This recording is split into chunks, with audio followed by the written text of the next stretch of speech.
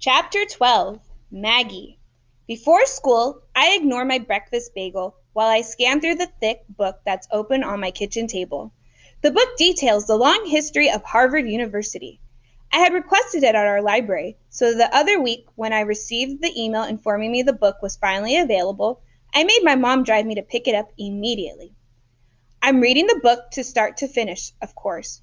Harvard was founded in 1636, so there's a lot to read. But getting into Harvard is not easy, even with the history of parents and relatives graduating from it. I still need to earn my spot. Sure, my friends are always telling me that I shouldn't worry about college yet. But if not now, when? My father won a national science contest when he was only 12 years old. I'll turn 12 soon enough. Okay, maybe not that soon. But really, now is the time to worry about my future. Teaching a fifth grade class after my teacher quits will look very impressive. No one else in my family ever did that. It's crucial to have life experiences that make your college application stand out from the other 10,000 rolling across the desk. Did you know Harvard gets more than 30,000 applications a year and only accepts about 2,000 of them? That means they have approximately 28,000 denied applicants a year. That's approximately 28,000 annual failures. Winter break starts in a couple of weeks, and I'm electrified, thrilled, and aflutter. Mom, Dad, and I are going to visit Harvard. This will be my first time there. I want to see everything. Mom says we should go to Disneyland or something instead. She says I'll be bored. On the other hand, Dad says that the present is a present that needs to be unwrapped and used to invest in tomorrow. I couldn't agree more. But the present means today, and not 11 days from now. Today is the day I start Operation Anti-Blockhead.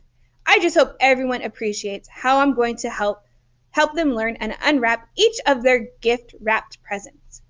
Whipping my classmates into shape shouldn't be a problem. Teaching is a snap. If Miss Bryce could do it, then I can do it too. Ready for school? Mom asked. Am I ever? I replied, strolling past Mom and to our garage.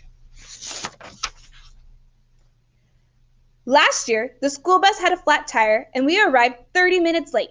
Never again, I said. School is too important. I like to ride my bike when I can, but it's too cold to ride it now. So Mom drives me everywhere every morning. I always insist we leave early. That way, I'm the first one to arrive in class. I'll have the room to myself for 30 minutes. I have plenty to do. 10 minutes later, we pull up before many of the other teachers. Mom kisses me and I hurry to class. Once inside, I sit at the teacher's desk. That is now my desk. I make a long list of responsibilities that need to be assigned. I've also started searching through Ms. Bryce's papers. Since she's been a teacher for just about forever, she has lots and lots of papers. I'll be adding my own touches to them, of course. The assignments must be challenging, so my classmates rise to the depths of mediocrity and soar on the wings of academic electricity. That means they'll be excited, fired up, and ready to learn. Time flies, and soon the warning bell rings in the hall, signaling 4 minutes and 53 seconds until class starts. The bell is supposed to signal 5 minutes until class starts, but the timer is fast. I've clocked it against my watch. Students pile in. Brian enters and immediately hurls an eraser at Kyle. Cooper lugs a big stack of comic books. Trevor flips a football back and forth in his hands. He tosses it to Gavin, who spikes it on the ground and yells, "Touchdown!" I shake my head. Those boys are 100% blockheads. I wait until the bell rings, and then I stand up, pounding my stapler on the desk. It takes 3 hits before everyone stops their mindless yapping and looks at me. Thank you, I say. I understand fun and games is, fun, but we can't spend every day doing nothing but playing. Why not? Asks Seth, way in the back of the room. Brian nods. So do Danny and Jasmine. There goes Ms. Bossy again, Trevor whispers to Gavin. I stiffen and try to brush off his comment. I would much rather goof off too, I say, my voice rolling with false enthusiasm. The art of persuasive communication is tricky. I've read that if you sympathize with your audience, they'll listen to you more. So I continue with my most caring voice. even if I don't believe a word of what I'm saying. After all, I am caring. I'm a lot more caring than I am bossy anyway. Who wouldn't rather play? I continue. I clear my throat. But our parents will grow suspicious if we don't have homework and take tests. Brian hurls an eraser at me, but it misses and strikes the wall, bouncing harmlessly off the whiteboard. I don't flinch. Leaders never flinch. I don't want homework, Brian complains. Neither do I say, although I do want homework. I mean, I want to give homework. But it only works if a teacher assigns it to you. If we assign it to ourselves, then it's kind of like playing. If we assign it to ourselves, then it's kind of like playing, says Brian. He repeats my words using an odd, high-pitched voice that I think is supposed to mimic mine, but sounds nothing like me. He's way too whiny. I don't whine. Bossy people might whine, but leaders lead. I ignore Brian's intended mockery. Learning isn't work if you learn on your own. Learning isn't work, begins Brian in his squeaky voice. Knock it off, says Kyle. She has a point. I raise an eyebrow.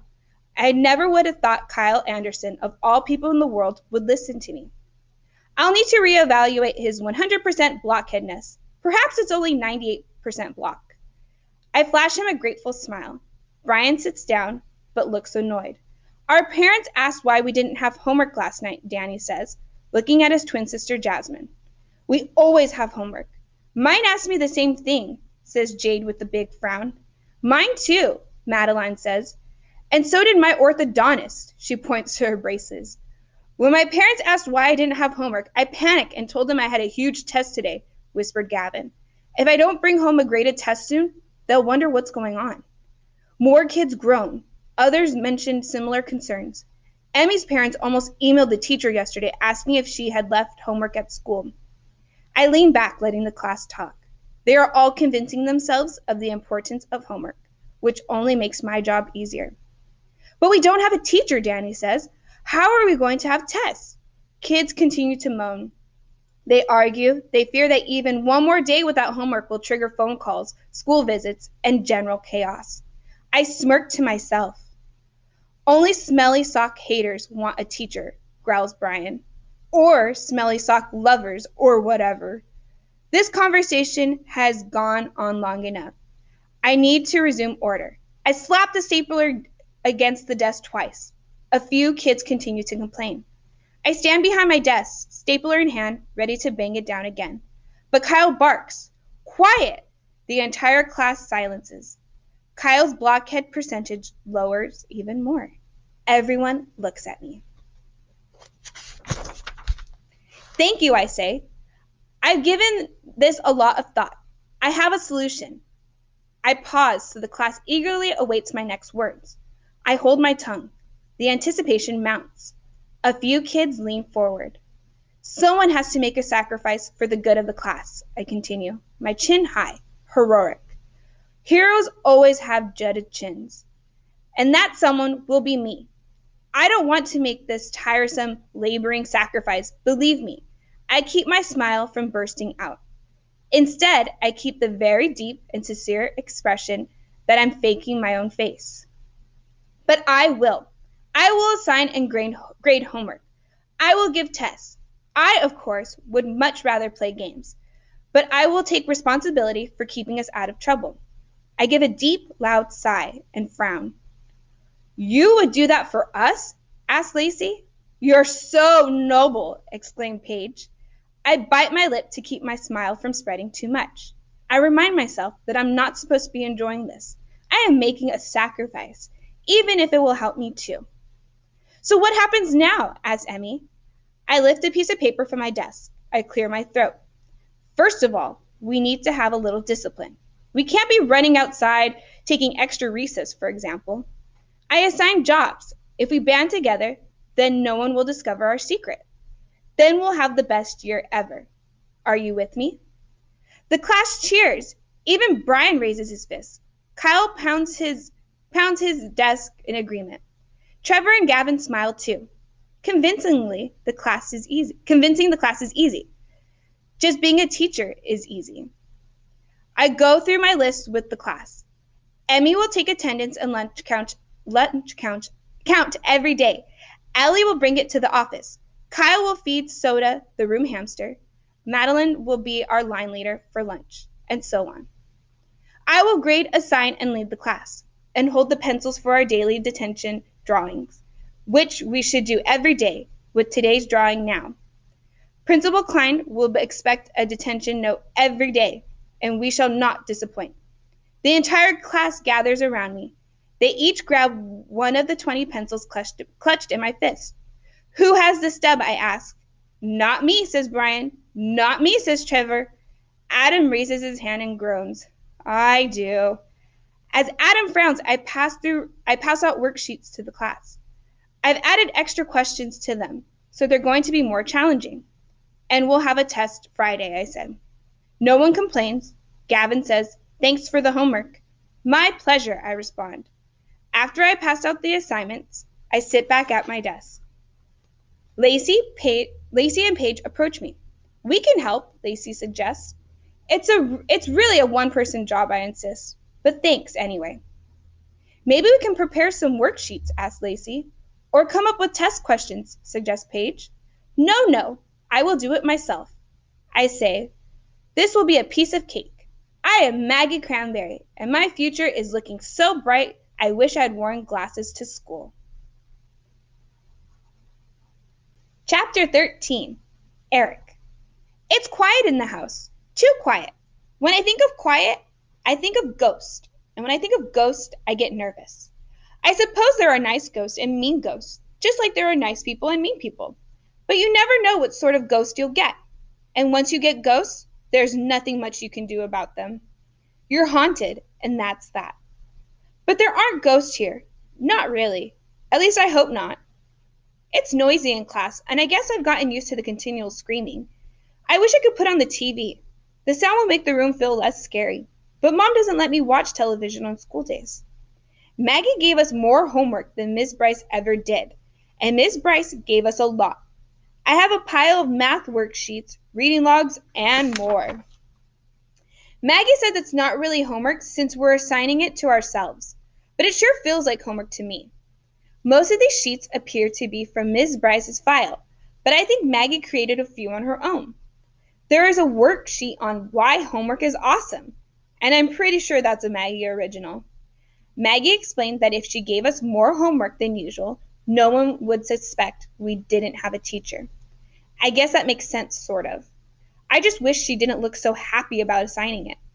As Maggie handed out our worksheets, her face was one giant grin. She kept insisting she was making a big sacrifice creating homework.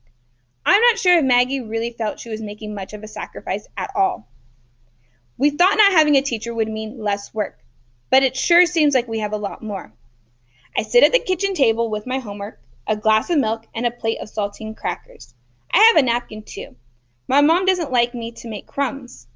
I sip my milk and then take out a new yellow pencil, freshly sharpened, and get to work. I don't want to be the only one in class who doesn't complete the assignments. I don't want to stand out. But instead, I write a story in my notebook. My story is a kid who always stands out. I call him Sire because that's Eric spelled backwards, and he's the opposite of me. He wears bright orange shirts to school, always talks as loud as he can, and raises his hand for every question in class, even when he doesn't know the answers. Often he blurts out answers without even being picked. Everyone hates him. One day, someone decides to teach him a lesson. Sire loves gum. He's always chewing it, so someone puts a pack of gum in his locker, forcing it through the slats. When Sire opens his locker, he just assumes the pack of gum is his. He puts a stick in his mouth. Sire doesn't know the gum has been secretly filled with super glue. As soon as the class starts, their teacher, Mrs. Brick, asks a question. Sire's arm shoots straight up before the teacher can even call on him. He starts to speak, but his mouth is super glued shut. Although Sire tries to speak, he can't open his lips. Sweat forms at his forehead. Sire mumbles, but that's all he can say. I don't find this funny at all, says the teacher. Finally, the teacher points to the door. If you insist on muttering nonsense, then you can go to the principal's office right now. Cyrus stands up, still mumbling. The teacher frowns at him. I hope you learned your lesson. Mrs. Brick smiles to herself. She's happy that she can now choose other kids without Sire always interrupting. As he leaves the room, Mrs. Brick pats the outside of her pant pocket, where she can feel the special pack of superglue gum she brought to school that day, resting inside. It's not one of my better stories. I'm about to rip it out of the book and throw it away when I notice a shadow hovering over my page. My mom stands over me. What are you doing? I was about to do homework, I explain, quickly flipping to a blank page and lifting a worksheet. I don't show Mom any of my stories. She'd tell me they're a waste of time.